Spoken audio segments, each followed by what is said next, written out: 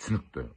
Жемқорлар, жалмауыздар халықты кедей ұстау керек, билеп төстеуге тәуба деп отырған құлдар ыңғайлы болғаннан кейін бізді сол құлдық деңгейден шығармаш үшін ұстап отырған жағдай. Енді міне Қарқаралы қаласында тергеу бітті.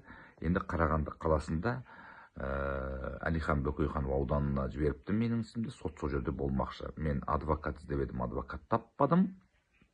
Әрине білесіздер, жалдау деген ол адвокаттық әжептәуір ақша, қаражат. Мен жаңағы жәбірленуші жақтан не алдым?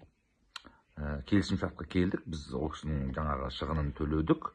Ол кісі маған ешқандай кінә тақпаймын деген өтініш арызын жазған. Дегенмен де бәрібір мен сот үкімін орындамаған үшін мемлекетпен соттасып жатқан адам болып саналамын.